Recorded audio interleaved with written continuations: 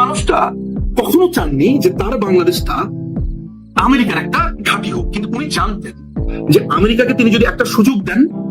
আপনাদেরকে আমি এটাও বলে রাখি যে বাংলাদেশে আমি বলবো আজকে এটা যে বাংলাদেশে ইউরেনিয়ামের একটা বড় মজুদ আছে সিলেটে। এইটা নিয়ে প্রচুর আলাপ হয়েছে। সিলেটে ইউরেনিয়ামের একটা মজুদ আছে, এইটার দিকে এরা একটা শকুনের দৃষ্টি ফেলে রেখেছে। সেনাবাহিনী একটা দীর্ঘ সময় জায়গাতে গার্ড দিয়েছে। আমি জানি না আমার বলাটা ঠিক হলো কিনা। একটা বড় ধরনের বাংলাদেশে একটা প্রাকৃতিক সম্পদের একটা ভালো জায়গা। আমেরিকার টার্গেট ছিল তাদের ডিপ সিটা দরকার, তাদের দুইটা বন্দর দরকার, তাদের একটা বেস দরকার। এটা প্রধানমন্ত্রী দেবে না। তারা ইউনেস্কো থার্ড ফোর্থ নাম্বারে রেখেছে। বিএনপি কে দিয়ে তারা কথাবার্তা বলেছে, ওইভাবেও যায়নি। তাদের মেইন চয়েসের জায়গা ছিল আওয়ামী লীগ। আওয়ামী লীগ এটা শুনবে না, করবে না। ফলে আওয়ামী লীগকে 2018 সাল থেকে এদের বিরুদ্ধে লড়তে হয়েছে, নানান ভাবে লড়তে হয়েছে। আপনারা আজকে এগুলো শুনেন। আওয়ামী লীগকে তো অনেক জায়গাতে দোষ দেন, আওয়ামী লীগের জন্য কাঁদবেন একদিন। এই যে একটা লাইক দেওয়ার কারণে, একটা কমেন্টের কারণে একটা ভদ্রলোকের চাকরি চলে গেছে। আমি ধরে নিচ্ছি যে সে চরম ভাবে আওয়ামী লীগের সমর্থক। কিন্তু তোমার কাছে কি মনে হয় যে তুমি এইভাবে সিঙ্গেল আউট করতে পারবে? তো এটার জন্য তো তোমাকে বাংলাদেশের 2 থেকে 3 কোটি 4 কোটি লোককে মেরে ফেলতে হবে, ঘরে ঘরে মেরে ফেলতে হবে। তাহলে তো সার্জিসের বাবাকেও মেরে ফেলতে হবে, কারণ সার্জিসের বাবা পঞ্চগড়ে আওয়ামী লীগের নেতা ছিলেন। তরুণদেরকে ছাড়া এই বাংলাদেশ গড়া যাবে না। আমি যদি গো ধরে বসে থাকি যে ব্যাকের ওই ছেলেটা আন্দোলনে গেছে, ওকে আমি মেরে ফেলবো, ও আমাকে গালি দিয়েছে, ওকে আমি কেটে ফেলবো ক্ষমতায় গেলে, তাহলে আর রাজনীতি করার আমার দরকার নেই। Listen, you can not make everyone your enemy. এবং আমরা এটা করবো না, এটা করা যাবে না। আমি রাজনীতি করি, আমাকে তো গালি দিবে, আরে আমাকে সমালোচনা করবে না। ওই ধৈর্য আমাকে রাখতেই হবে। এবং মাননীয় প্রধানমন্ত্রী শেখ হাসিনা খুবই ডিটারমাইন্ড। সামনের আওয়ামী লীগ একটা ম্যাজিক্যাল আওয়ামী লীগ হবে, একটা জাদুকরী আওয়ামী লীগ হবে। তৃণমূল হবে আওয়ামী লীগের প্রধানতম শক্তি। শ্রমিক মেহনতি মানুষ বাংলাদেশের আওয়ামী লীগের প্রধানতম শক্তি। 72-এর সংবিধান বাংলাদেশ আওয়ামী লীগের প্রধান চালিকা শক্তি। আমি শুধু আমার একটা কথা বলতে চাই যে জনগণের জন্য শুধু শেষ, জয় বাংলা, জয় বঙ্গবন্ধু, বাংলাদেশ। একটা বিশ্বাস করুন, আমাকে আপনি অনেক খারাপ ভাবতে পারেন, আমি আপনাদের মতো, আপনাদের বড় ভাই। আমার বয়স আজকে মিড 40 তে 45, 44, 45। সো আপনারা আমাকে যদি ভাই ভাবেন, আমি ধরেন আওয়ামী লীগ সমর্থন করি, আপনার সাথে আমার অসংখ্য তর্ক হবে, আমি আপনার কথা মানবো না। এন্ড অফ দ্য ডে আমি আপনাকে মেরে ফেলবো না। আমার সাথে আপনি তর্ক করতে পারেন, আপনি যে পার্টিরই হন না কেন, আপনি আমার সাথে কথা বলতে পারেন। এই জায়গাটা আমি সবসময় থাকি, অল দ্য টাইম, এক্সেপ্ট জামাত। এই মৌলবাদীর কোন স্থান নাই আমার সাথে, ওরা ওদের মতো থাকবে। অন্য যে কোনো party you can talk to me. এবং আমি আপনার আগেও বলি যে মাননীয় প্রধানমন্ত্রী আপনার শত্রু নয়। মাননীয় প্রধানমন্ত্রী শেখ হাসিনা বারবার বলেন এই ছাত্রদেরকে ব্যবহার করা হয়েছে। তিনি এমন না যে আওয়ামী লীগ আসলে আপনাদেরকে ফাঁসি দেবে, মারবে, কাটবে। নো, আমাদের পলিসিতে এটা নেই। আমাদের পলিসিতে যা আছে, বাংলাদেশ আওয়ামী লীগ ক্ষমতায় আসলে এই দেশটা হবে মেহনতি মানুষের, এই দেশটা হবে কৃষকের, এই দেশটা হবে শ্রমিকের, এই দেশটা হবে তরুণদের, এই দেশটা হবে যার ব্রেন আছে তার। এই দেশটা আমরা এমন ভাবে করব যে প্রত্যেকটা তরুণ যেন মনে করতে পারে এই দেশটা তার, irrespective of any political ideology. Doesn't really matter.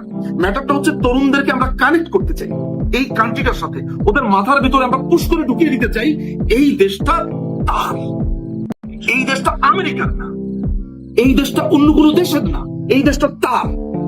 এই বাঙালি জাতীয়তাবাদ, এই দেশ তার মাথাতে আমরা দিতে চাই। এবং শিক্ষা, আমরা এডুকেশন সেক্টরটাকে এমন একটা জায়গাতে নিয়ে যেতে চাই যেন তাকে যুদ্ধ করতে না হয় আর সারা পৃথিবীতে। আমাদের যেন ওই সৌদি আরবে গিয়ে বা মিডল ইস্টে গিয়ে এত কষ্ট না করতে হয়। আমরা বাংলাদেশটাকে মেহনতি মানুষের করতে চাই। একজন কৃষক, তিনি এমপি হবেন, তিনি ধান লাগানো শেষে পার্লামেন্টে আসবেন, পার্লামেন্টের সেশনের পরে ধান লাগাতে যাবেন। একজন শ্রমিক মেহনতি মানুষ, তারা হবে সামনের সময়ের প্রতিনিধি। বাংলাদেশ আওয়ামী লীগ তরুণদেরকে নিয়ে, শ্রমিকদেরকে নিয়ে সামনের জীবন গড়বে। আমাদের ভুল থাকতে পারে, ভ্রান্তি থাকতে পারে, কিন্তু আমরা এই মানুষকে, বাংলাদেশকে ভালোবাসি। অনেক ধন্যবাদ। সে বলছে যে এটা একটা হৃৎপিণ্ড, এটাকে যদি আমি বিদেশি কোম্পানির কাছে দিয়ে দেই, এটার জন্য টেন্ডার কোথায়? এটা অতীতে যখন দেওয়া হয়েছে টেন্ডার সাবমিট করা হয়েছে, টেন্ডার কই? এটার জন্য আমরা কি কোটেশন, আমরা আমাদের যারা এটাকে করবে তারা কেন শ্রেষ্ঠ, এটা বাংলাদেশের মানুষ কিভাবে জানবে? এটার জন্য কোনো ওপেন প্ল্যাটফর্মে ঘোষণা দেওয়া হয়েছে? এই ডিপি ওয়ার্ল্ড কারা, তারা কিভাবে আমাদেরকে সার্ভিস দিবে, তারা যে আমাদের লোকাল লোকদেরকে এমপ্লয় করবে, কিভাবে এমপ্লয় করবে, তাদেরকে ট্রেনিং কিভাবে দেবে, ট্রেনিং দেওয়ার পদ্ধতি কি, তারা আমাদের কন্টেনারকে কিভাবে ডিল করবে, তারা আমাদের দেশকে লভ্যাংশ কত দিবে, কত নিবে, তাদের সাথে কি ডিল হয়েছে, তারা আমাদের এটার ম্যানেজমেন্ট পরিকল্পনাটা কি, এটা কাকে জানিয়েছে, এটা কোন বিডের মাধ্যমে হয়েছে, তার থেকে তো ভালো হচ্ছে পৃথিবীতে, ডিপি ওয়ার্ল্ডের থেকে তো পৃথিবীতে আরো ভালো আছে। তার কোটেশন কি? বাংলাদেশের কোন কর্পোরেশন বা প্রাইভেট প্রতিষ্ঠানের কি ওরকম সক্ষমতা আছে সেটা কি আমরা জানি? বা এখানে কারা রিক্রুটেড হবে, কত টাকা বিনিয়োগ হবে, কিভাবে হবে, আমি কিচ্ছু জানি না। আরে ভাই, এটা তো আমার দেশের সম্পদ। আমাকে ঠিক আছে, আপনি ডিপি ওয়ার্ল্ডকে দেন, আমাকে তো জানতে হবে, আমাকে এও জানতে হবে আপনি করিডোর কেন দেবেন, কি কারণে দেবেন, মানবিক সাহায্য, এই মানবিক সাহায্য আপনি কেন দেবেন, কি মানবিক সাহায্য দেবেন, কেন মানবিক সাহায্য প্রয়োজন, আরাকান আর্মির সাথে আপনার কেন সম্পর্ক, মিয়ানমারের সাথে জান্তার সাথে কথা বলেছেন কিনা, তারপর স্টেক হোল্ডারদের সাথে কথা বলেছেন কিনা। সো কোন ধরনের অ্যাকাউন্টেবিলিটি নেই। আমি বারবার ধরে নিচ্ছি আমরা খারাপ, আমরা খারাপ, কিন্তু ভাই দেশে তো সাধারণ মানুষ আছে, ওদেরকে জিজ্ঞেস করেন, আমি না হয় খুবই খারাপ, আমার সাথে কথা বলার দরকার নেই। ওকে ইউনুস, মানে আমি যদি একটা ছোট প্রশ্ন করি তরুণদের কাছে, আচ্ছা তরুণরা আপনারা একটু চিন্তা করে দেখেন তো, এই যে তারা একটা মিটিং এর ভেতরে ইউনুস সেদিন নেপালের এক অ্যাম্বাসেডর যে আমরা একটা স্ট্রং ইকোনমিক জোন তৈরি করতে চাই, সেভেন সিস্টার্স, নেপাল, ভুটান ওদেরকে দিয়ে। আচ্ছা সেভেন সিস্টার্স কি আলাদা একটা রাষ্ট্র? এই যে ইচ্ছা করে ভারতকে গুতান, এই যে অন্য একটা গুতান, আপনার কাছে কি মনে হয় না যে ও কারো এজেন্ডা বাস্তবায়ন করছে? মানে এটার জন্য তো আপনি ম্যান্ডেট, এটার জন্য তো আপনি কোনোদিন চাননি, কোনো কিছুর জন্য আপনি ম্যান্ডেট দেননি। এই ছোট্ট একটা উদাহরণ থেকে আমি আপনাকে বলতে পারি, সেটা হচ্ছে যে এরা বাংলাদেশকে একটা যুদ্ধের মধ্য দিয়ে ঠেলে দিয়ে আস্তে করে আমেরিকায় ভাগবে। এই শিশু উপদেষ্টা বলেন বা যারা আছেন প্রত্যেকের বিদেশি পাসপোর্ট এবং প্রত্যেকের ভিসা নেওয়া আছে। দুই একজন হয়তো বা খপ্পরে পড়ে যাবে, পালাতে পারবে না, বাকি সবগুলো কিন্তু পালিয়ে যাবে, মাঝখান দিয়ে বিপদে পড়বেন আপনি। যা কিছু ঘটে গেছে, সামটাইমস উই ফিল ব্লেসড। কেন ব্লেসড মনে করি জানেন? যেমন ধরেন যে এই যে আজকের এই ঘটনাটা, যে হাহা রিয়েক্ট দিয়েছে, এই কারণে চাকরি চলে গেছে, কমেন্ট করেছে, চাকরি চলে গেছে, আপনি সমালোচনা করেছেন, চাকরি চলে গেছে। মানে ফ্যাসিজমের কোন পর্যায়ে আছি আমরা তাহলে? তীব্রতাটা এমন, তীব্রতাটা ঠিক এই পর্যায়ে যে একেবারে আওয়ামী লীগ বিরোধী একটা মানুষ আমাদের সামনে হয়তো বা তার ইগোর কারণে স্বীকার করে না, বাসায় ফিরে বলে হোয়াটস গোইং অন, আরে এটা থেকে ভয়ঙ্কর লোকজনকে দাওয়াত দিয়ে নিয়ে এসেছে। মানে তার কাছে মনে হচ্ছে যে আমি কি করেছি। আমার মাঝে মধ্যে মনে হয় যে এই পুরো ঘটনাটা আমাদের জন্য ব্লেসিংস, এতটুকু দেখানোর জন্য তোমরা আমাদেরকে যা বলেছো আমরা তা ছিলাম না। এইটা যে একটা আমেরিকান চাল, এই ছেলেগুলো বুঝবে আফটার ধরেন 35 বা মানে 40-র ভেতর ওরা বুঝে যাবে, একটা সময় বুঝবে। আমি আমার এই মিড 40-তে, আমি আমার এই মিড 40-তে আজকে যখন পেছনে ফিরে তাকাই, আজকে থেকে ধরেন 16-17 বছর আগে যেভাবে ভেবেছি, আমি আজকে এইভাবে ভাবি না আসলে। আজকে থেকে 18 বছর 19 বছর আগে 30 বয়স, আমি যখন আমি ইংল্যান্ডে এসেছি ধরেন 22-23 বছর বয়সে, ওই সময় নিজুম আর আজকে নিজুমের মধ্যে আকাশ পাতাল তফাৎ। আমার বাবা আমাকে সব সময় বলতেন, সব সময় এখনো বলেন, তুমি 40-এর পরে একটু বুঝতে শিখেছো, তুমি 40-এর আগে কিছুই বোঝোনি। বিলিভ মি, বাবার সাথে আমি তর্কাতর্কি করতাম, অপছন্দ হতো। আজকের যারা তোমরা 18 থেকে 30-এর মধ্যে আছো, তোমরা এক ধরনের রোমান্টিসিজমের মধ্যে আছো। এই যে একটা লাইক দেওয়ার কারণে, একটা কমেন্টের কারণে একটা ভদ্রলোকের চাকরি চলে গেছে, আমি ধরে নিচ্ছি যে সে চরমভাবে আওয়ামী লীগের সমর্থক।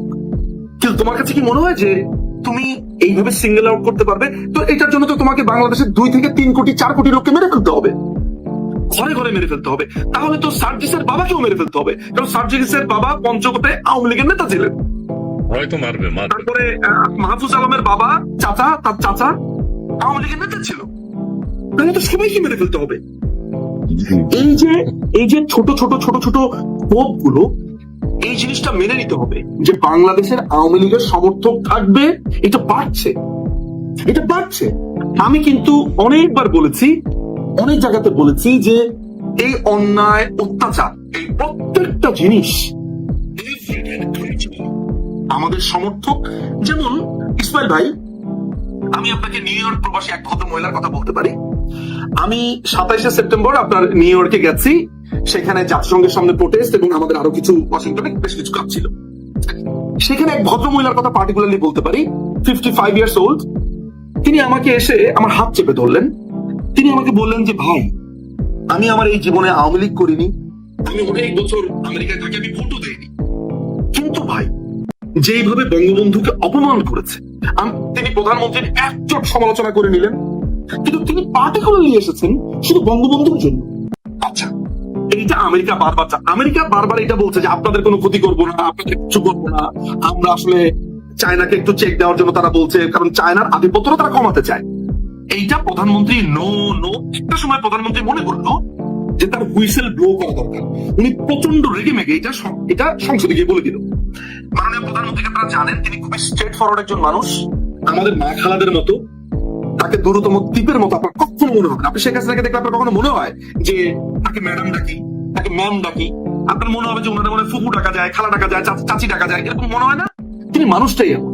কোনোদিন যদি ব্যক্তিগত ভাবে তার সাথে কোনোদিন কথা বলেন, তাহলে বুঝবেন যে তিনি সিম্পলি একটা মাদার ক্যারেক্টার। তো এই মানুষটা কখনো চাননি যে তার বাংলাদেশটা আমেরিকার একটা ঘাঁটি হোক, কিন্তু উনি জানতেন যে আমেরিকাকে তিনি যদি একটা সুযোগ দেন। আপনাদেরকে আমি এটাও বলে রাখি যে বাংলাদেশে আমি বলবো আজকে এটা, যে বাংলাদেশে ইউরেনিয়ামের একটা বড় মজুদ আছে সিলেটে। এইটা নিয়ে প্রচুর আলাপ হয়েছে। সিলেটে ইউরেনিয়ামের একটা মজুদ আছে, এইটার দিকে এরা একটা শকুনের দৃষ্টি ফেলে রেখেছে। সেনাবাহিনী একটা দীর্ঘ সময় জায়গাটা গার্ড দিয়েছে। আমি জানি না আমার বলাটা ঠিক হলো কিনা। একটা বড় ধরনের বাংলাদেশে একটা প্রাকৃতিক সম্পদের একটা ভালো জায়গা। আমেরিকার টার্গেট ছিল তাদের ডিপ সিটা দরকার, তাদের 2টা বন্দর দরকার, তাদের একটা বেস দরকার। এটা প্রধানমন্ত্রী দেবে না। তারা ইউনুসকে 3rd 4th নম্বরে রেখেছে। বিএনপি কে দিয়ে তারা কথাবার্তা বলেছে, ওইভাবেও যায়নি। তাদের মেইন চয়েসের জায়গা ছিল আওয়ামী লীগ। আওয়ামী লীগ এটা শুনবে না, করবে না। ফলে আওয়ামী লীগকে 2018 সাল থেকে এদের বিরুদ্ধে লড়তে হয়েছে, নানান ভাবে লড়তে হয়েছে। আপনারা আজকে এগুলো শুনেন। আওয়ামী লীগকে তো অনেক জায়গাতে দোষ দেন, আওয়ামী লীগের জন্য কাঁদবেন একদিন। হয়তো আওয়ামী লীগের আমরা তো একটা ফেরেশতার দল না যে আমরা ফেরেশতা, আমাদের কোনো ভুল হতে পারে না। আমরা তো ইউরোপিয়ান, মানে ওই আদর্শের একটা জায়গাতে না যে আপনি যেটাকে ভালো মনে করছেন, খারাপ মনে করছেন, ওইটাই ঘটবে না। আমাদের দোষ আছে, ত্রুটি আছে। আমাদের দলে অনেক মানুষ এটাকে একটা ক্যাপিটালিজমের জায়গা মনে করেছে, বুর্জোয়াদের একটা জায়গা হয়েছে। প্রলেতারিয়াতদের কথা আমরা মনে করিনি, আমরা মেহনতি মানুষের কথা মনে করিনি, কৃষকদেরকে অনেক ক্ষেত্রে, সব ক্ষেত্রে আমি বলবো না, কে পার্টিকুলার জায়গাতে। কিন্তু মাননীয় প্রধানমন্ত্রী তিনি তো তার চেষ্টা সর্বোচ্চ করেছেন। কিছু মন্ত্রী, কিছু এমপিস, তাদের কারণে হয়তো আমরা সাফার করেছি, আমরা দ্যাটস ভেরি ট্রু। কিন্তু এটা তো ঠিক, ওভারঅল বাংলাদেশ আওয়ামী লীগ চেষ্টা করেছে। তো বাংলাদেশ আওয়ামী লীগ এদেরকে ঠিকিয়ে রেখেছে একটা লম্বা সময় পর্যন্ত। এই আপনাদের ঘাড়ে পাড়া দিয়ে, অর্থাৎ এই কোটার জিনিসটা দিয়ে ওরা দেখলো যে এটাই টাইম এইটাকে ফুয়েল করা। এবং এই জিনিসটা ওরা জানতো যে এইটাকে যদি উইদিন 3-4 ইয়ার্স এর ভেতরে আমেরিকা এখানে ঢুকতে না পারে, তাদের জন্য প্রবলেম। বিকজ বাইডেন প্রশাসন এই জিনিসটাকে করতে চেয়েছিল। ফলে আপনাদেরকে ব্যবহার করে, এই কোটাকে ব্যবহার করে, কোটা যদি না হতো, কোটার ব্যাপারটা আমরা সমাধান করে ফেলেছি 5 দিনের মধ্যে। ঠিক তারপর তারা যে অ্যাটাকটা করতো সেটা হচ্ছে আশুলিয়াতে শ্রমিকদেরকে দিয়ে। আমাদের কাছে সেই তথ্যটা ছিল। আমি ব্যক্তিগতভাবে জানি যে চিটাগং, ইপিজেড, তারপরে সাভার, আশুলিয়াতে তারা কি ধরনের পরিকল্পনা করছে। এবং আপনি জানেন যে বাংলাদেশে একটা কঠিন সিআইএর এজেন্ট আছে, কল্পনা আক্তার। তার নাম খুঁজে নিবেন, এই কল্পনা আক্তারকে। ভয়ঙ্কর রকমের এক সিআইএর দালাল। এদেরকে দিয়ে নানান ভাবে চেষ্টা করছিল যে শ্রমিকদের একটা অসন্তোষ করবার জন্য। তরুণদেরকে ছাড়া এই বাংলাদেশ গড়া যাবে না। আমি যদি গো ধরে বসে থাকি যে ব্র্যাকের ওই ছেলেটা আন্দোলনে গেছে, ওকে আমি মেরে ফেলবো, ও আমাকে গালি দিয়েছে, ওকে আমি কেটে ফেলবো ক্ষমতায় গেলে, তাহলে আর রাজনীতি করার আমার দরকার নেই। Listen, you can not make everyone your enemy. এবং আমরা এটা করবো না, এটা করা যাবে না। আমি রাজনীতি করি, আমাকে তো গালি দিবেই, আমাকে সমালোচনা করবে না। ওই ধৈর্য আমাকে রাখতেই হবে। এবং মাননীয় প্রধানমন্ত্রী শেখ হাসিনা খুবই ডিটারমাইন্ড। সামনের আওয়ামী লীগ একটা ম্যাজিক্যাল আওয়ামী লীগ হবে, একটা জাদুকরী আওয়ামী লীগ হবে। তৃণমূল হবে আওয়ামী লীগের প্রধানতম শক্তি। শ্রমিক, মেহনতি মানুষ বাংলাদেশের আওয়ামী লীগের প্রধানতম শক্তি। ৭২-এর সংবিধান বাংলাদেশ আওয়ামী লীগের প্রধান চালিকা শক্তি। আমি শুধু আমার অনেক ধন্যবাদ। একটা কথাই বলতে চাই যে জনগণের জন্য শুধু শেষ, জয় বাংলা, জয় বঙ্গবন্ধু, বাংলাদেশ। ভাই একটা